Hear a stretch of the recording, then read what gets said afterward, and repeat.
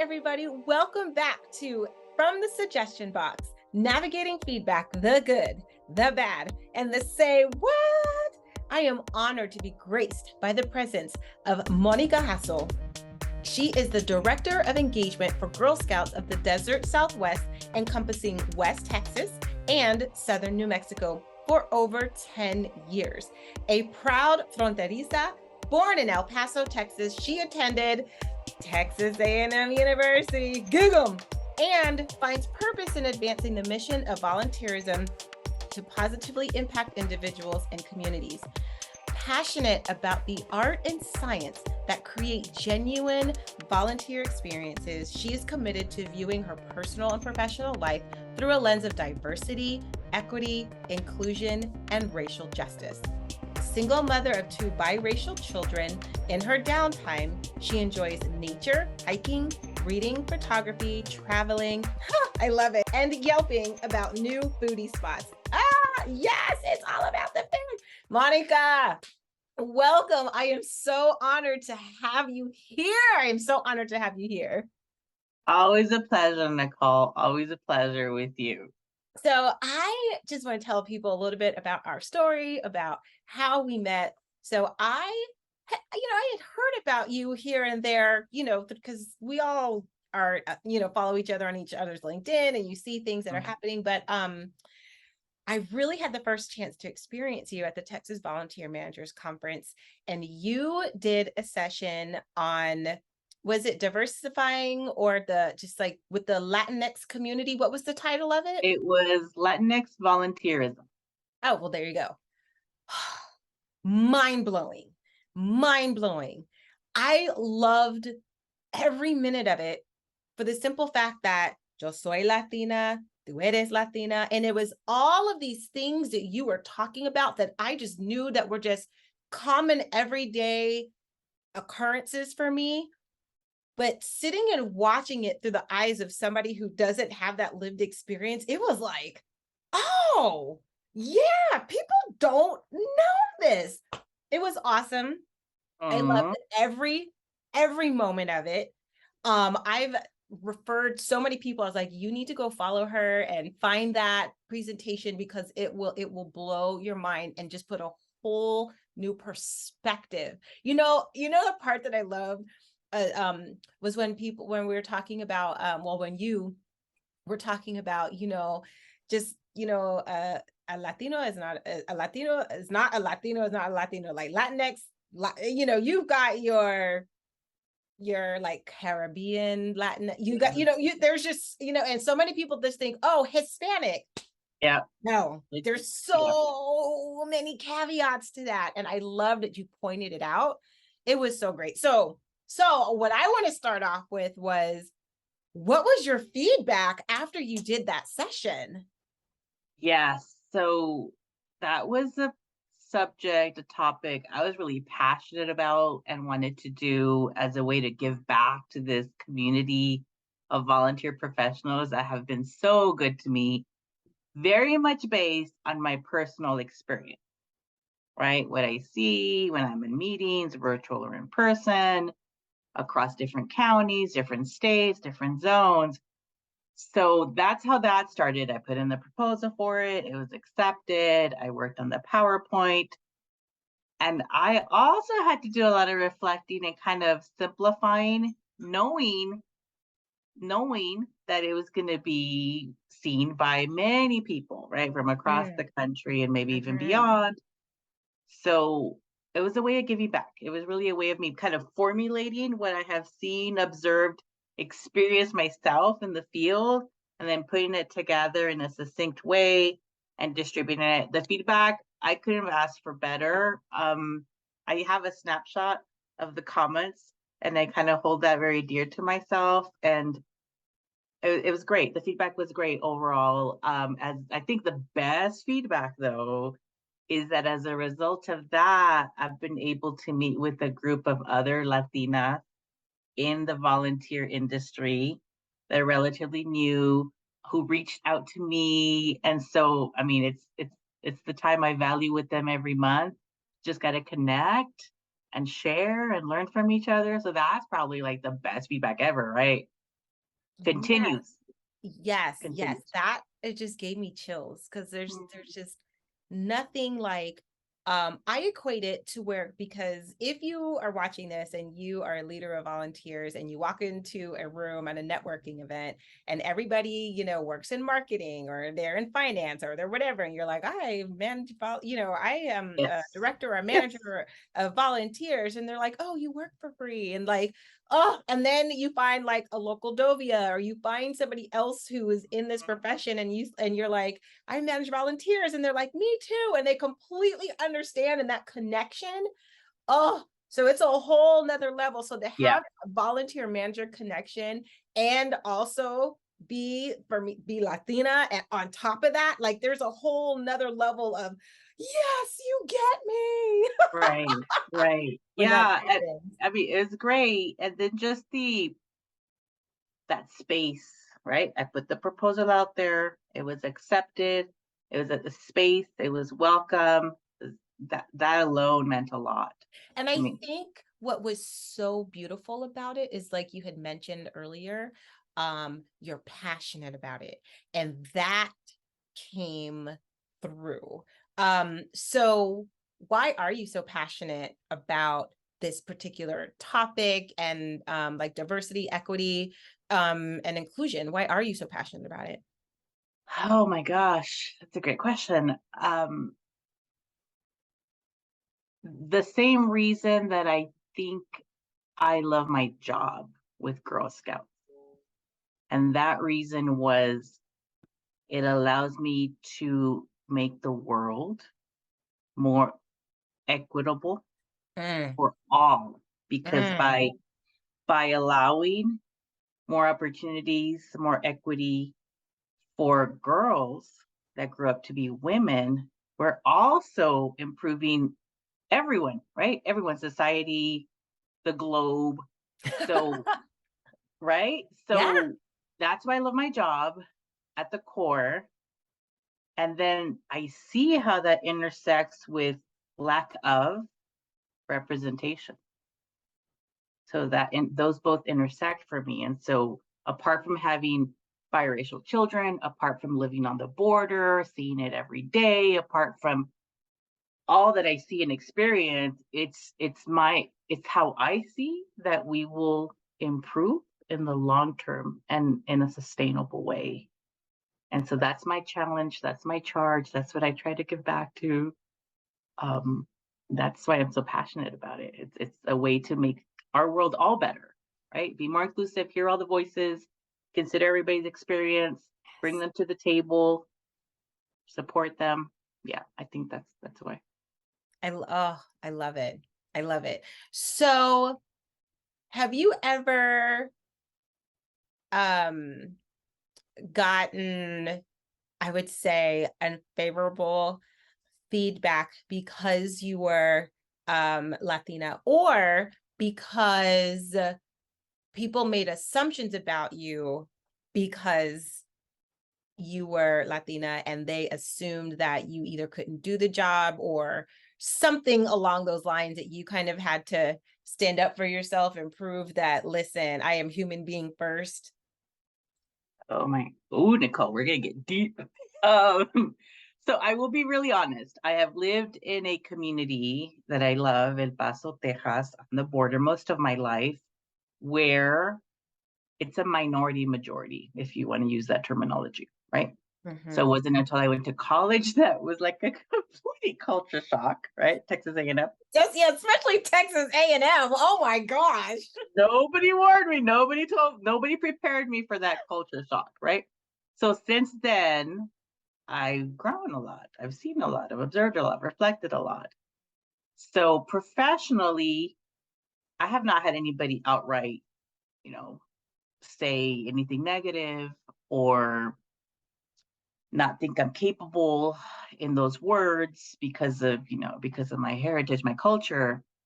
But I think what I have experienced, if anything, is maybe sometimes feeling invisible, Mm, not in the room, mm, not maybe there's not direct eye contact with me, but there is with everybody else. mm. right? And so then you have to wonder, how much do I internalize and how much is actually happening, right? So I said, we're going to go deep, Nicole. Get it, girl. So, Get it. and then at the next level, it's like, well, own my space. I am here. Do I speak up? Do I have the courage to speak up? Do I, is it the time? Is it the place? Is it appropriate? And then the risk that goes with that, right? That happens. Yeah. That happens all the time. Well, Yeah. for some people who may not understand the risk, what type of risks are we talking about? So of course the first risk is rejection, right? They don't accept your viewpoint, they don't acknowledge it, don't credit you for it, refuse to Oh, see your perspective, maybe it's a little belittling, right? So those are the initial risks, right? And then behind the scenes there could be risk at that takes in, you know, how you advance, how you go along with things. Depends on the culture, the environment that you're in. But I think initially it's that you fear that risk of rejection and or not being taken seriously, yeah, right? yeah. Or not being listened to. Yeah. And having to overcome all of those things. And then, you know, you go and win an award, you know, for excellence in volunteer engagement. So I'm sure that has to give you some credibility when you walk in the room now. Tell us a little bit about Oh that. my God. Even you saying that, I was like, oh yeah, I did. So it was, I have it right here, Impact Award Oh, we can't recipient. see it because your background. I know, because you don't want to see my background. I'm in a corner. I'm in a corner over here. It's You not know very what? pretty. I'll get a picture and I'll impose it. Send me a picture Yeah, of it and I I'll can send you a impose it picture. on the video. I can send you a picture. And you know what? Just to say that I'm not the person, I've never have been someone that's like into awards and framing them and putting them on the wall and stuff like that. But this one really means a lot to me. Mm. And because it benchmarks my journey Mm. professionally. And not, I'm not saying like it culminates, I say benchmarks, Yes. because when I look back at my professional journey, this in 2022, it just took a life of its own.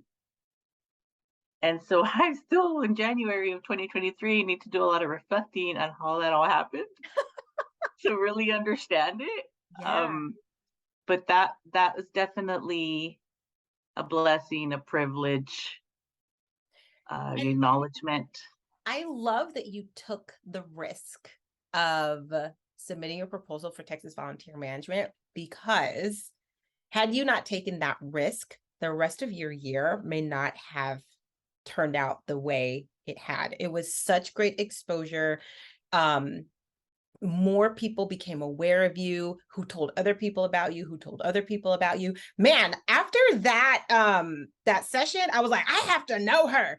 Monica, hello. My name is Nicole. Will you talk to me? I need you in my network. I was like, Yeah, oh my gosh. I would yeah, so between that and all the exposure that you've received, and then somebody had said that, you know, we can't live our lives only off of affirmations and awards and things like that, but it sure does help to have it to confirm our belief in ourselves, and to have it as something to stand on when we need to pull on it to get buy-in or give credibility to people who may not, like you said, who may not take us seriously, who may not know. It's like, look, it's a national award. It's not like somebody that just was just like, hey, here, right? No, like it helps you, it gives you feet to stand on.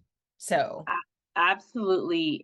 And oh, the end. You know what? Come to think, I haven't even updated my resume or anything like that with all of this that I happened. need you to go ahead and get that Which is, done. you, I will get on that. But just to go to show that a lot of us, and I acknowledge this is a fault of mine, are not very good at promoting ourselves, right? But to the contrary, this award I have on my wall. Mhm.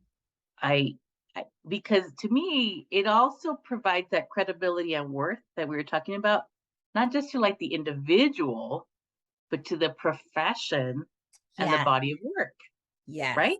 So yes, you're like an ambassador for this profession that we all love. yes, And yes, so I hold this lantern, which is an award. You can too. yes. I love it. I love it. So let me ask you this, because we were talking a little bit earlier. And you said, a lot of times you were saying we have to speak up. Like if we're in a room, we have to speak up for ourselves. We have to let people know that we are here, that we know what we're talking about.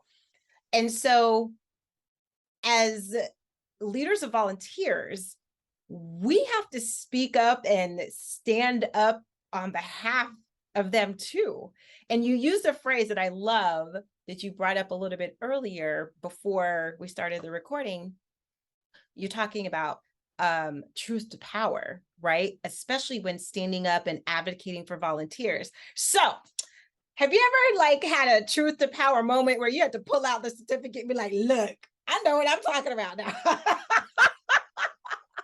It's funny. You know what? I haven't had to do that. I never thought of doing it with the certificate. I'm gonna try that though, Nicole, next time I'm in the situation. But definitely the breadth of knowledge and experience behind you, right? Mm, Like, and as I get older, right, all of a sudden I am 47, when in my mind I think I am 23, right?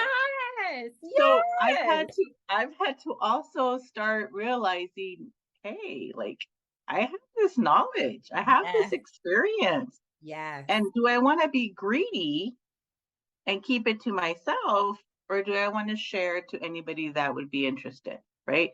So it's Mm, not even about you anymore. It's right. about what you've accumulated, right? Yes. So that I have in the past, like, hey, I've been doing this for 12 years. In my experience, blah, blah, blah, blah. Yeah, Mm-hmm. that Yes. definitely. Or, I've been talking to lots of volunteers across different regions. This is the same pattern I am hearing, right? That as well. And speaking truth to power, like Ooh, connecting those dots and then taking that up to the next level. I like that. I like those phrases. Did everybody catch that? If not, let's write them down. One, I love the in my experience and read the room, know your audience. Sometimes you might need to throw out there, I've been doing this for 12 years. Sometimes you may not have to, but I Right. love but in my experience, this is what I know to be true. This is what guides this decision for me. This is, how I'm Right. gonna put it. I really, really, really like that. And then and this is why I asked everybody to write it down, because what was your second one? My second one was in speaking to lots of volunteers across our organization, I am finding similar patterns. Love it. Sim- Love it. And And they are, I'm sorry, go ahead. yeah, and then just explain what that pattern is, right? What the issue is, the problem situation. And I'm going to call you an influencer. So you are an influencer of volunteers like all over like Texas, right? Just all over that region. Um Only in Texas or So, outside of or so our council stretches 94,000 square miles, which is a big chunk West Texas, not the Panhandle though, West Texas and southern New Mexico, like the bottom half of southern New Mexico. okay. Okay. So, so yeah, 34 counties, something like that. Yeah, so that's a lot of volunteers.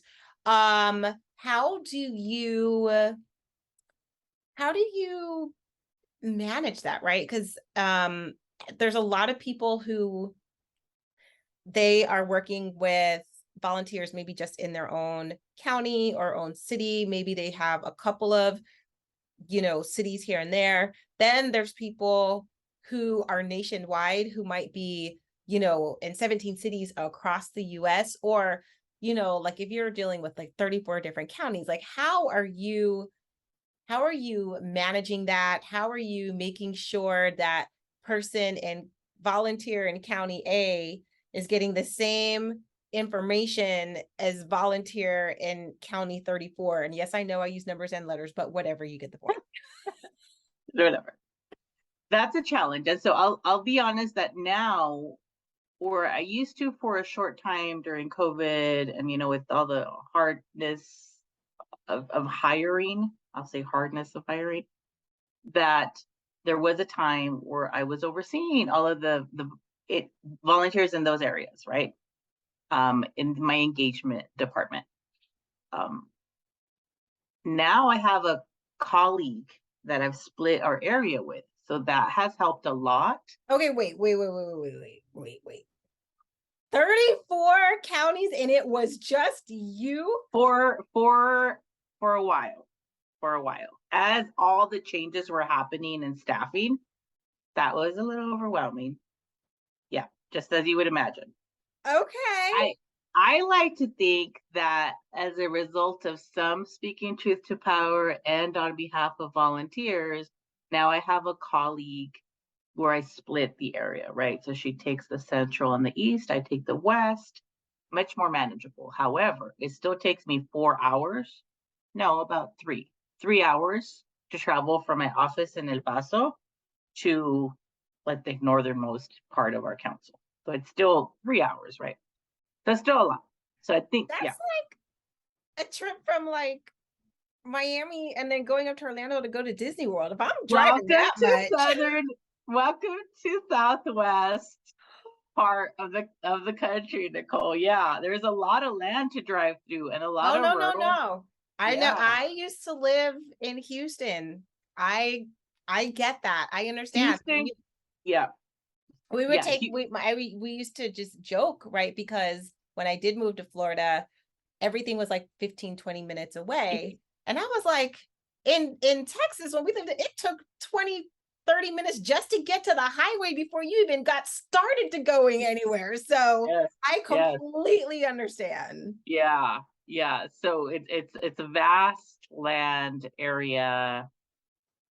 But to your question, what I tried to do, what I continue to try to do is to build a sense. Well, I'm a process nerd also. Okay. Oh, okay. So there are a lot of process related answers to your question, right? Systems and processes, distribution of messaging, how is that delivered, all of that, right? But at the core, consistent communication in a timely manner when they need it.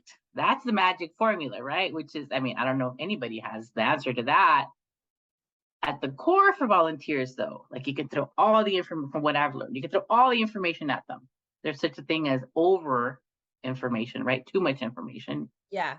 But at the core of it, I think comes down to support and community. So kind of what's the point of information if it's not to make them feel supported and build that sense of community? And you can only do that so much with Facebook posts, with the newsletter. So then you have to think about what else am I missing? What else do we need to do, right? Yeah, that's very key.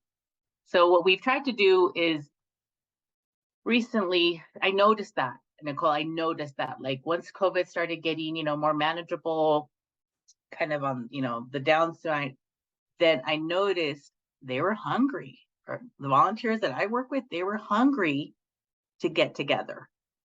Yes. They were almost demanding, like, we want to meet, we want to get together often, blah, blah.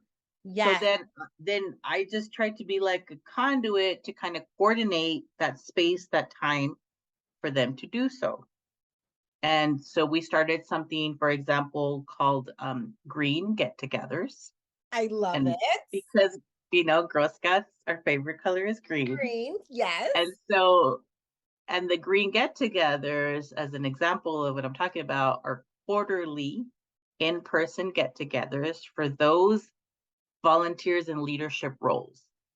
So under them, they serve other volunteers. Love it. So we get together every quarter. We don't necessarily talk about business, Girl Scout stuff.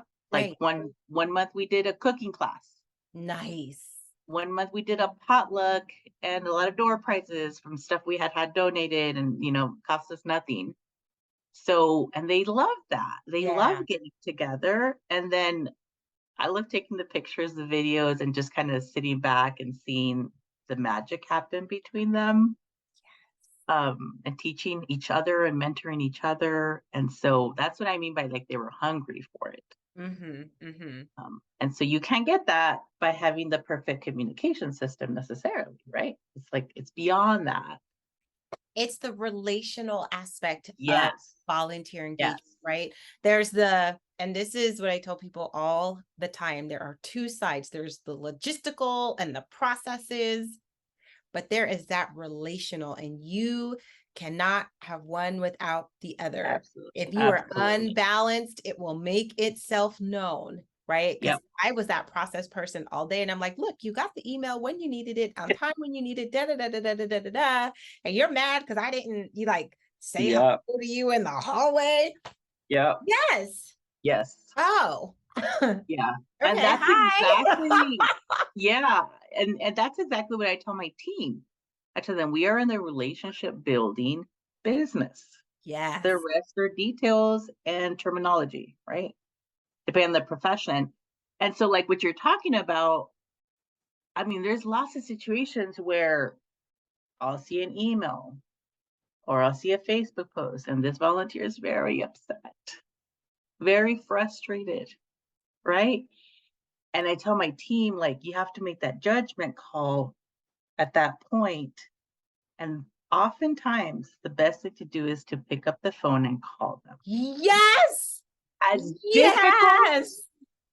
difficult, awkward, uncomfortable as that is,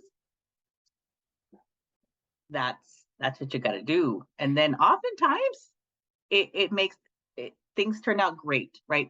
They're not as upset as they seem. They needed to vent. They just wanted somebody to listen. They wanted somebody to reach out. They understand. Yeah. That's the hard part of the relationship building, and I think a lot of it's a judgment call. And being in the industry and the profession for a while. Yeah, and because I was a process person, I would be like, I do not want to stop and pick up the phone and have a conversation with this person. I could have gotten 6 emails and 3 reports done in the time it took me to do that phone call. But sending that email to somebody who is upset can exasperate the situation. And a phone call that could have taken 5 or 10 minutes now is taken 30 minutes because it's gone from I just checking on you to we're having a difficult conversation because, and it is amazing what those 5 to 10 minutes. And like you said, it is just from being in this field for so long and seeing it happening, man, pick up the phone. Like you said, it will take so much less time. They'll be thrilled to hear from you. They feel like you care because you didn't just send an email. They hear the tonation in your voice. Anything that could have been misconstrued by you or by them gets erased. I mean, there's just something so beautiful about the phone call. I might have to write like a blog on that, like the beauty of the phone call, because it's underrated. And man, it is magical. It is. I'm telling you, yes, please write the blog, because what you can't communicate in writing is the intention. Right? And so something may come across as snarky or rude to them. That's not how you intended it. You can't communicate intention in the written form. You have to call, you have to talk, you have to hear. All that comes with the human voice. Absolutely. Here's another example of judgment calls when it comes to volunteer interactions. When you have to send an email to a volunteer that you don't want to send, but you need to send. At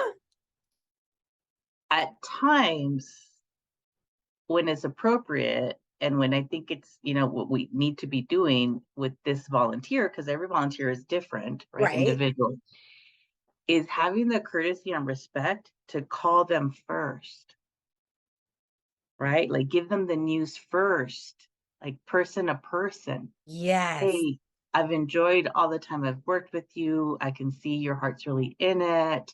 Like, and communicating that and saying, hey, you're going to get an email. The email is going to explain blah, blah, blah, blah. And that's also a way to kind of cushion any backlash that may happen afterwards. Oh, Right? It's like the relational thing. And so I never even really talked about this, Nicole. It's just came out of the conversation. But these are things that I think that you just learn in the industry, right? In the customer service, volunteer experience realm, to best support and treat them like, the volunteers that they are. so it's funny that Right. you say respect, because I was having a conversation with somebody a couple of months ago, and I was like, you know what? Volunteer engagement, literally, there's many facets. But if you had to boil it down to one word or one phrase, it is about respect. It's respecting somebody's time, respecting their efforts, respecting their input. And that's what you just said. So what's really funny is my blog post that I wrote for February is called Give Respect to Get Respect, or something along those lines. Yes, that's what it is. But respect, when I say give respect, it's like R.E.S. and like, and then I detail what each of those letters mean and stand for in volunteer engagement. And like, that's my new thing. I am like, I'm passionate about that. And a lot of times, a lot of the challenges and things that come up, it's like, if you dial it all the way down, it's, we didn't respect their time. Well, what do you mean? Oh, well, I was supposed to have a meeting with them at 2:00, or I was supposed to meet them somewhere at 2:00, and I was running late and I never bothered to call them. I just showed up late, never said anything. I didn't give them the contact information. So if they needed to reach out to me, they couldn't get a hold of me. So they're standing around here, they're on time looking for you, can't get a hold of anybody. And they're feeling like nobody cared. Nobody cared enough to take the time to show up on time or give me a contact. People feel like, for some weird reason, you hear the word volunteer and people hear, giving time for free. And the craziest thing is they devalue that, when it's literally the most valuable asset we have in this life, because you can never get another moment back. As soon as somebody is giving it away, it gets devalued. And because they devalue it, right, then they treat it flippantly and they disrespect it, because they feel like, oh, there's nothing that I can get out of this in a work situation. Oh, you're just a volunteer. I'm trying to get promoted. I'm trying to do this. What are you? You're just a volunteer. You have no clout. I don't have to treat you well. Amen. Agree. Crazy. I don't get it either. Like these individuals are giving their time. That's a volunteer. So the least we can do is respect, care, and courtesy. I mean, And so, but the amount of times that us in the profession have to remind others they're volunteers. They're yeah, volunteers. and what They don't have to be here. Yes. Oh my gosh. Remember the volunteers, remember the volunteers, the volunteers, the volunteers. And what's crazy is if you were to take the word volunteer out and switch it with employee, it shouldn't make that much of a difference, with the exception that, okay, somebody's getting paid. Okay, but you still, you wouldn't disrespect an employee that way. You wouldn't talk to an employee that way. You wouldn't ignore an employee that way. If you take off title and you throw away volunteer and you throw away employee, but you talk person to person, do they not deserve the same level and amount of respect, regardless of what the title is? You are human beings first. Yeah, I mean, if anything, we should be going above and beyond. Right? That's what I think, for volunteers that don't have to be there, but out of the kindness of their heart, for Sure. whatever motivation they have, they're giving you their time. I mean, that's the most Woo. valuable thing. I I get it. I get it, Nicole. Absolutely. I agree. And me and you are also alike in that we are process people. Uh-huh. So personally, by nature, put me in a room with the desk all day, I'm good. no phone, and that's fine with me. I'm okay with that. I'm an introvert. But by profession, to be good at the job, you have to be extroverted. You have to pick up the phone. You have to know about relationships, right? So it's kind of like walking these two worlds. Yes. So that's Yes. why sometimes when we clock off, go on vacation, like I'm an introvert. Like you won't Yeah, hear from like me at all. you don't hear from me. I'm in the back corner. I tell people all the time, they're like, oh, Nicole. I was like, y'all don't get it twisted because I am passionate about my job and I know what I need to do. Right. Outside of this, if Yeah. I was in the same room with you, you would not know I was there because I'm not Right. speaking. I'm in the corner. I'm good. I'm that Right. person who always walks with a book to a Yeah. party. So if I see Yeah. you coming, I could hold it up, like, Yeah. yes. Right. It's like a balance between two selves in a way. Yeah, Mhm. it's like our yin and yang. Yeah. Yeah. But you know what? Honestly, like there was a point not too long ago where I had to really decide. Maybe this is the universe talking to me. I had to really decide, do I need to move on from this profession, Mm. or do I stay and center myself in it? And then you got all these Because awards and accolades and because I saw the difference, right? Like what the job demands and requires versus, by nature, what I'm comfortable with. yes. Yeah. So yeah, so now I think about it, and then 2022 happened. So I think I got my answer. And I think part of that answer is the universe telling me, and myself telling myself so much in that conversation, but are you well rounded? You Mm. can be comfortable, but are you well rounded? Are you reaching and stretching and growing? Are you Woo! are you giving back like how you can? So yeah, yeah. So I've dug in, Nicole. I've dug in. I'm Yeah, in you here. did. Yeah, you did. You got in there good. Oh my gosh. I'm processing. I'm like, woo. Yep, yep. The commitment's there. So now, the directions there, commitments there. Oh man, this Absolutely. is such good stuff. Okay. So as we get ready to wrap up, what are three things that you want to leave for our listeners? Any tips? 3 tips for those in the volunteer professional industry. Yeah, I mean, things that I've learned a lot that I hold dear and remind myself of is always be open to learn. Like I'm a lifelong learner. Part of that learning is wonder, curiosity. Mhm. I'm reading a book right now where wonder is underrated. Like the ability to wonder, to be curious about others, and I love that. Listen, yeah. you'll have to share that resource with me because I want to make sure and put it in the podcast Okay. notes. Sure, Yeah. sure, sure.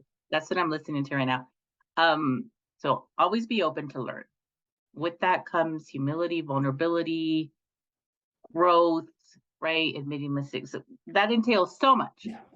Um, Two, I'd say to remember it's always about the people. Mm. especially those of us that are process oriented. I could be on the computer all day and not talk to anybody and be perfectly fine. Be perfectly fine. It's it has to be about the people, Yeah. right?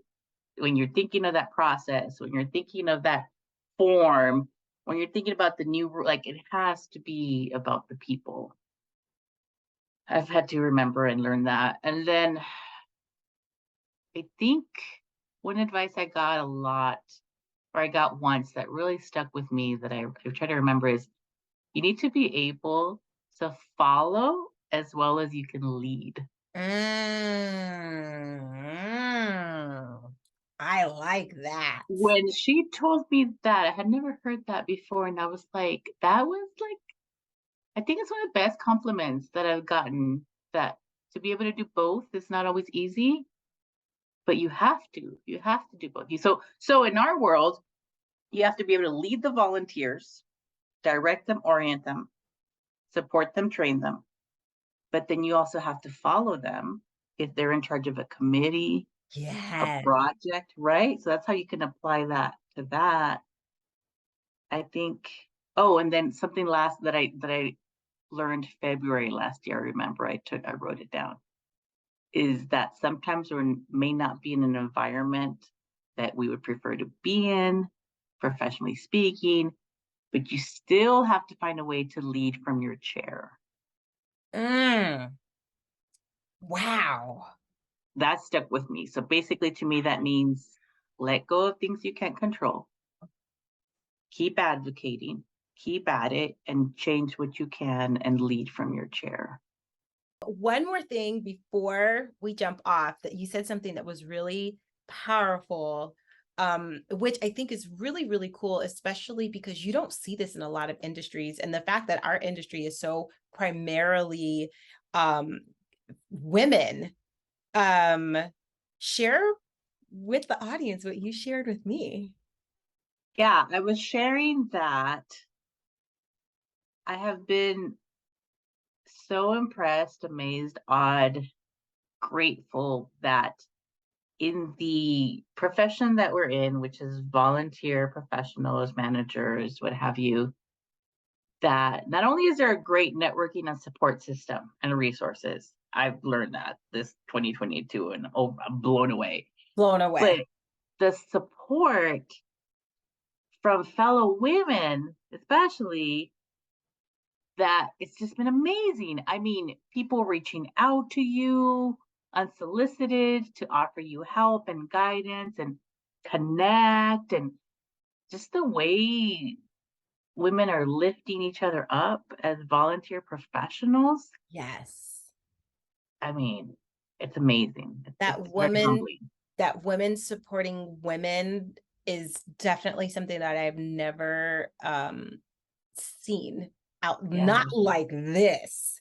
right. Um, it's like the profession in itself is a tree, right?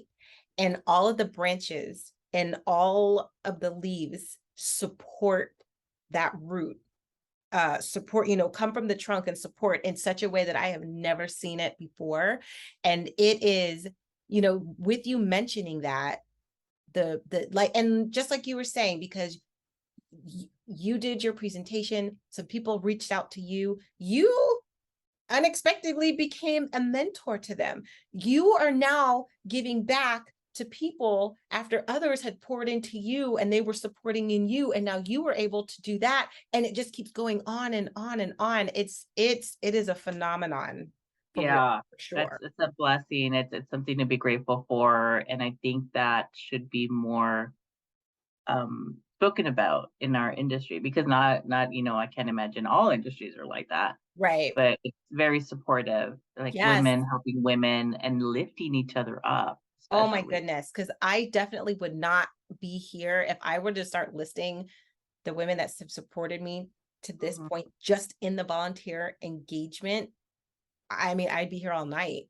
Yeah, and not Yeah. just that, but I think in my whirlwind of 2022, when I kind of came into all of these different circles in the profession, but the supportive networking of, Mm-hmm. primarily the industry's women, and also like the lifting up of each other, and there's like no competition, like everybody, and the sharing of knowledge among generations, and we're all also, in my perspective, and I love trees, so when you said trees, like my heart like Resonated.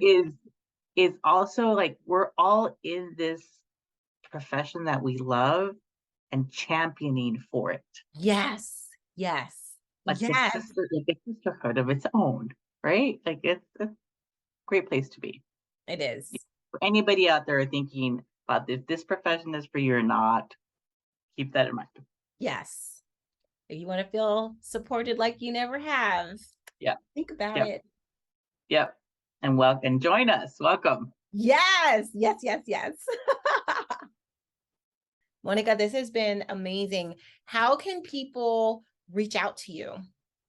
Yeah, absolutely. So I'm a voracious LinkedIn user.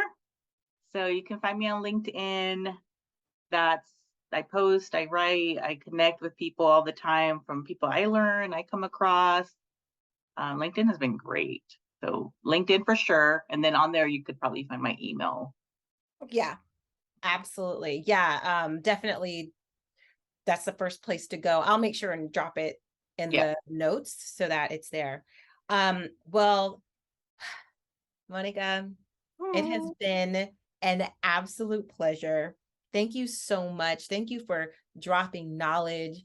Thank you for being just another fellow Latina in the profession, just being able Yep. to have that connection. There's just, I'm telling you, when I sat through that presentation, like just something on the inside just warmed all over. I was like, somebody who gets me.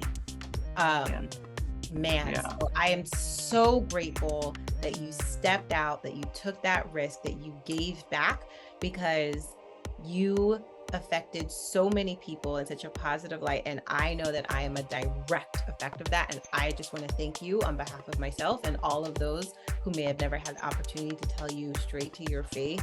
Thank you for that. Nicole, thank you for the invite. If anything, if there was nothing that came out of that risk of doing that, submitting that proposal, if the only thing that came out of doing that class was to get to know you, it was worth it. Because now we've connected. We're like sisters in different states. So I'll give you the best compliment I can think of when it comes to gratitude, and that is my cup runneth over. In gratitude. Oh my goodness. And on that note, ladies and gentlemen, and people of all ages, I am going to end the podcast. Thank you so much for joining us for this episode of From the Suggestion Box, navigating feedback, the good, the bad, and the say what. Stay tuned, and I hope you join us next time. Bye-bye.